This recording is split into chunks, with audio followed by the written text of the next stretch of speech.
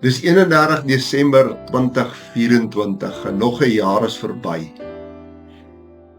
Ek onthou my goeie vriend daar in Suid-Afrika wat deel van 'n motorfiets klub was, het my altyd vertel dat hulle die persoon wat heel agter gery het in 'n konvooi, het hulle die sweeper genoem. Hulle het 'n besemstok so by die motorfiets ingedruk om seker te maak almal weet wie's die sweeper. Die sweeper is die persoon wat agterry om seker te maak dat almal veilig is.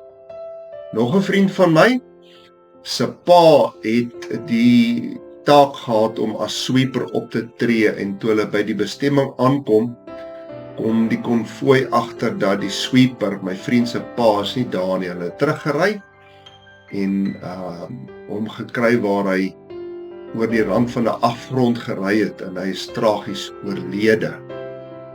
So dis die werk van 'n sweeper om te kyk dat almal veilig is. Ons lees 'n pragtige skrif in Jesaja 52 vers 12.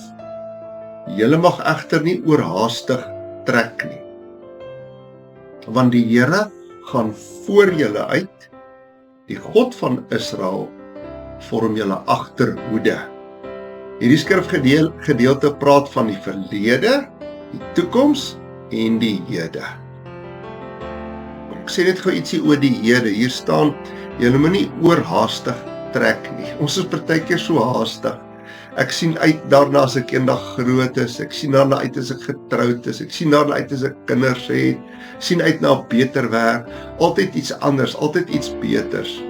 Wat van die hier en nou, dit waarmee God nou in jou lewe besig is. Moenie te haastig trek nie. God is nou besig met jou. Hy is die God van die hede. Maar hy is ook die God van die toekoms. Hier staan, hy, die Here, gaan oor julle uit. Ek weet nie hoe jy voel oor 2025 nie, maar weet jy wat? Die God wat ons dien is die God wat oor ons uitgaan. Hy was reeds in 2025, 2026, 2030, 2040. Hy was reeds daar. Hy hou jou toekoms in sy hand. Moenie bang wees nie. Die skrifgedeelte praat ook van die verlede. Hy sê die God van Israel vorm julle agterhoede. Net soos die sweeper is God die een wat ons beskerm, die een wat agter ons aankom en ja, met respek gesê, partykeer ook die vuil goed opvee, die seer, die pyn, die foute van die verlede. Hy maak dit skoon wanneer ek in vergifnis na hom toe kom en vra dat hy my sal vergewe.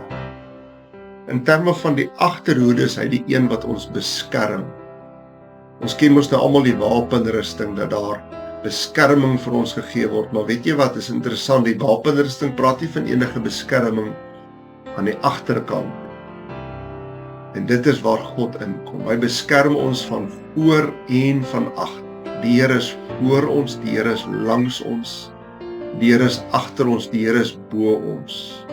Die Here is ons agterhoede. Ek weet nie hoe jou 2024 verloop het. Ek praat gister met iemand wat sê 2024 was baie pynlik, fisies, liggaamlik pynlik. Dalk het jy siekte beleef, dood in die familie, teleurstellings. Wat 2025 lê voor en die Here sê, hy, die Here, gaan voor julle uit. Dis Jesaja 52 vers 12. Die Here gaan voor julle uit. So op die ou jaar en die begin van die nuwe jaar bemoedig die Here ons. Hy is die God van die hede, hy is die God van die toekoms en hy is ook die God wat na ons agterhoede omsien. Kom ons bid saam, sê vir hom dankie en dan bid ek ook seën oor jou vir die toekoms. Vader, dankie vir hierdie wonderlike bemoediging. Dankie dat daar vir ons hoop is. Dankie dat ons na die toekoms kan uitsien. Dankie dat U die verlede in U hand hou en dat U ons agterhoede beskerm. You've got this. U sorg en beskerm ons. Here, ek spreek nou seën uit oor elke pappa, oor elke mamma, oor elke familie, oor elke enkeling oor elke kind, oor elke man en vrou wat hierna kyk. Die Here sal jou seën, die Here sal jou beskerm, die Here sal sy aangesig oor jou laat skyn. Die Here sal jou in 2025 en in die toekoms vrede gee. Ek bid dit in die naam van Jesus. Amen.